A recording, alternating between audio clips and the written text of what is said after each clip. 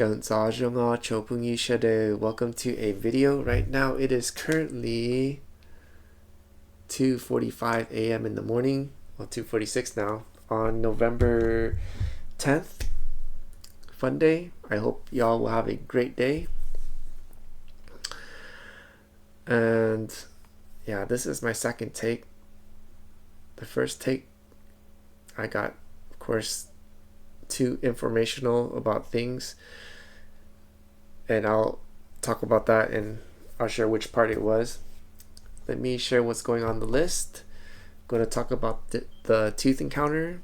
Also going to talk about Uber Eats customer. Something did happen, an incident. And then what's next. So I'm hoping to keep this short and sweet so I could sleep early. And yeah, I'm very tired. I've been trying to clean up as much as I can, because the less stuff I have, the less money it'll cost for storage, and storage is a lot of money, especially here in California, and I'm in the Southern California, in Orange County. Man, this county is just very expensive. Very expensive. Anyways, about the tooth. So I do apologize if I sound like a broken record, but I'm very grateful for the commenter. I enjoy reading, because when I encountered the tooth, our interaction wasn't the same, and I approached things differently, and I was quite surprised. I did not even notice it until later on. So the tooth, of course, the reason why I avoid her is because when I interact with her, she'll want to reach out and talk more, and the stuff that she talks, I really don't want to hear it, because it's just negative baggage, and I don't want to hear it. I'm already going through a lot of stuff. So what happened was, for those that don't know, I've been avoiding the tooth as much as I can, but recently I've been interacting with her more, and I wouldn't avoid her. So if she was there, when I see her, I would greet her, good morning, good afternoon, good evening, whatever it may be. How's your day? Are things good? Things like that. And of course, I could tell she wants to talk more, which is fine. But this instant, when I encountered her, because I said to her, I'm going to take some stuff, the microwave, and I want to put it downstairs. Do you want it? Or, because I have no use for it, I probably have to scrap it or something, or give it away. I'm not sure who to give it, just put it in the front yard and see whoever takes it kind of thing. And then she's like, what's going on? You can't afford rent or something? And I was like, yeah, I can't. So I said to her, don't worry about it, because I'm just going to gather myself together. There are programs outside. You don't have to worry about it. When we part ways, enjoy your life. Everything's okay. And I thought she was okay. And then I went to my room and I tried to clean up as much as I can. Remember, the less stuff I have, the less it'll cost me when I put in storage, and storage is expensive, especially here in Orange County, Southern California. And I don't know, probably like an hour later, she went by the door and she was like, hey, I need to talk to you. And I'm like, about what? I'm trying to there's a lot of stuff I have to clean up, and the reason why it takes me a long time, because unfortunately a lot of stuff I have is sentimental, and it's very hard for me to throw things away. But I have to kind of tell myself, are you going to keep this? Are you going to review this? Is there a purpose of you having this, or are you just hoarding this? Because, man, it's just like, for example, seeing the little me when I was little, like in second and third grade, I wrote stories, and I was like, man, I probably should keep this. But really, what's the point? People are just going to throw it away anyway. Once I'm gone, no one's going to keep it, no one's going to care. So why am I going to hoard it, right? Why keep it? So those are the stuff I'm kind of going through. And yeah, there's a lot of stuff. But anyways, I apologize for digressing. The tooth came, and then she says, you know, it's not good to be homeless. I was like, what's your point? It's okay, don't worry about it. When we part ways, it's done. And then she was trying to lecture me about life. And I'm like, lady, I'm grateful you want to share, but it's okay. And then she just kept pushing it. And I'm surprised. I did not snap, but I did say back in a calmly manner. But man, it was probably mean, the things I said. And I said to her, your advice is great, but it is not going to help me. And then she was like, don't you want to be like me? And I was like, no, I don't, because you're alone. The house, you can't keep it. The house, there's no pictures of family or anything, no friends, or it's just a house. It doesn't even feel like a home. And wow, she got mad. But I was being very raw, very honest. And I said to her, the advice you give me, it just doesn't work. I've tried it before, and it cost me so much time to repair. Of course, she has no accountability of the things, so that's why I kind of just stopped. And man, I probably said some really mean stuff, but I didn't yell, which I was quite surprised I didn't yell. I was like, don't worry about it. When we part ways, that's it. We won't see each other anymore. And she was like, why is that? And she was thinking about, why don't I go to Vietnam and live there? I was like, why would I do that? I have so much bills to pay. And then she was like, we could keep in touch and we could talk. And I was like, no, it's okay. No. And I think she was, I don't know, maybe I'm wrong, but I think maybe she was hurt when I said that. I was like, no, I don't want any more communication. When it's done, it's just done. I need to move on. And I was being very raw, but in a soft tone. But I was, of course, looking for another way to say things, because I could tell she was hurt, and I didn't want to hurt her, but I also did not want to lie, because as it is written in the Bible, no liar shall enter the kingdom of heaven. So I was just being raw. I was letting her know, don't worry about me. While we're here together, let's just have a peaceful time together and just let it be. And of course, she started getting to her very negative mode. She was like, something's wrong with you. You need some medication. And she started being really terrible things. But I was surprised. I was like, I understand. If that's how you see it, that's fine. But please, let's just have peace. And I was pleading with her. And she just kept going at it. And I broke down. Of course, for some strange reason, I just didn't snap and yell or anything. I just broke down. I just kneeled down. I was pleading with her, please, we don't have that much time together. Let's just have peace, please. And she was like, look at you. Look how terrible you are. And then she was saying all these negative stuff. And I just knelt and I just pleaded with her, please. We don't have much time. Let's just enjoy our time and have peace. And then she said a couple more negative words as she left, and then I was able to close my door. And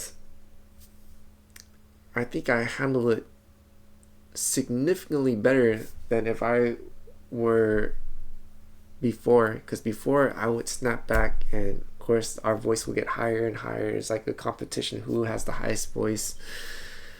But it wasn't like that. I was talking in a very calm voice all the way through, and my tone was very soft. And usually I wasn't like that.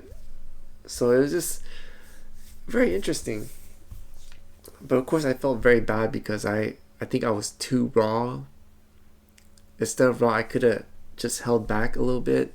But I'm thinking if I didn't hold back, she would just keep continuing on and on, on and on. And I want to be firm on certain things that was not right, that she said was not right. I want to be firm, but not to say in a hurtful way. So I was very like mindful of the things I was trying to say. And wow, that was a tough one. So of course when I see her, I'm gonna keep going at it. Just try to be positive, be peaceful with her. And I see a big improvement, which is great, but I need to improve more. I'll probably apologize to her, even though I don't think I'm at fault. But if I've hurt her, it's not any malicious intent kind of thing, just to let her know. And in case if there's any confusion, just to clear it out so that she understands I have no bad intentions against her. Yeah, I mean, it's a work in progress, but I don't know if that's a thumbs up. Even though I put the thumbs up, because I'll be very honest, I'm sad. I am sad. I just wish things were in a better term, but it is what it is, and we gotta make the best of it. So yeah, let's move on. Wow, I talked about 20 minutes on that. So what's next? The customer. So for those that don't know, I do Uber Eats as a gig economy. It's a food delivery service. So I would grab food from the restaurant and then drive it to the customer's house when there's a chime from Uber Eats. And man, the customer said that a missing order that I did not deliver the food to. And the thing was, what the customer did not know was I have the phone right here. I screen record everything that I do, and then when the delivery is good, I delete it. But I keep it for a day because when something goes bad or when a customer lies, I have proof, and then I could send it to Uber. And usually it happens on the same day. If there's any incident, they'll report it right away, so I could report it back. That's why I think it's very important to have evidence, and that's why I have to let this phone go, because it's worked with me for like 3 to 4 years, and it only has 64 gigabytes of memory. So it's been writing over. It's been taking record and then erase, record and erase. So the storage on this thing is pretty much almost done. And of course I'm going to switch it over to this guy, the Note 10, because this guy's functioning at 100% and he has 256 gigabytes. So yeah, but then unfortunately I gotta remove all the data I got in here, put into storage, delete the things I need to, because the one that is replacing this guy is this guy, the Apple 15, my first iPhone. Man, that guy's a trip. But very interesting and very different. And about the customer, so of course Uber says you have, I think, a couple of days to respond with evidence if you did not take the food. And what I find strange is this is why it's important to have evidence, because the Uber Eats, because I text the customer and I called the customer, 0 reply. And also Uber, when it hits a certain amount of time, there's an automated call from Uber to the customer. So Uber should already know this, but this is why it's important for us to have information for ourselves, because Uber is not going to protect you. Even though it says that it does it just won't. And yeah, so I text the customer, I called the customer. Uber automated service called the customer, no response. And then there's like an 8-minute timer I have to wait. So I'm waiting there standing, waiting for the customer. And when 8 minutes are up, then the Uber Eats will have this thing that has the camera where you could actually, it'll say that place the food item somewhere and take an image. And that's exactly what I did. So I put it there, I took the image. So you would assume Uber already has that information because it already called the customer and it gave me the option to actually take a picture because this customer was to meet at the door, and usually you cannot take a picture to finish the delivery because you actually need to meet the customer. Couldn't meet the customer because the customer's not there. So it gave me the option to take a picture and leave the food there, and I did that, and I submitted it, and I thought everything was good. But no, later when I got back to my spot in Buena Park, I got a message saying, hey, you didn't deliver the food, as if I've taken the food. And then I wrote a message back saying, you know, I delivered the food and customer didn't pick up. I called, and I sent the image from Uber.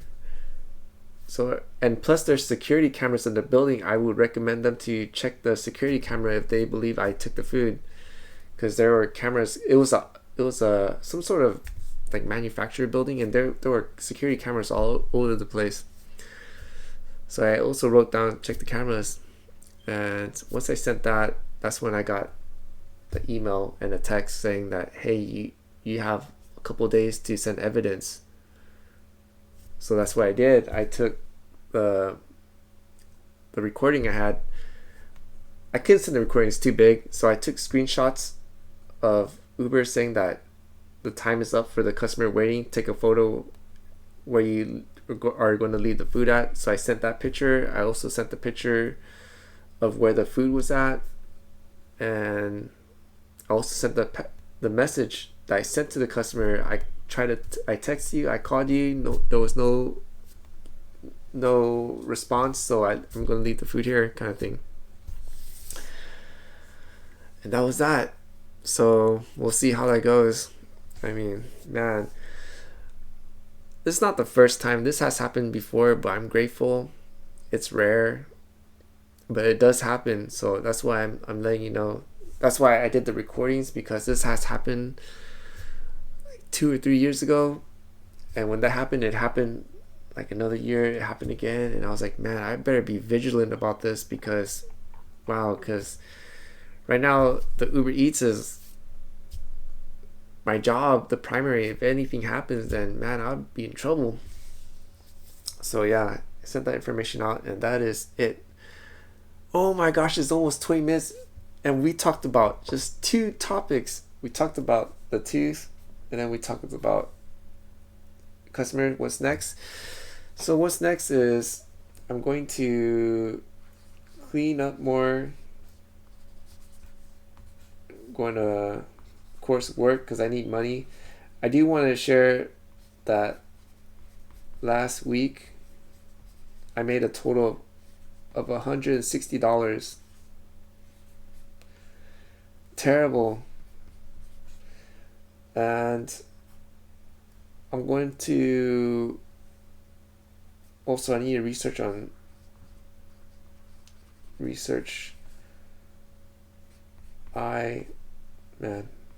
RL live stream.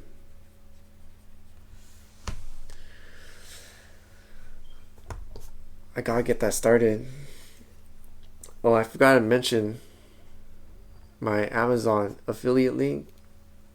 They denied me because no one is using the links from my previous video. I'm really sad. I'm debating, should I even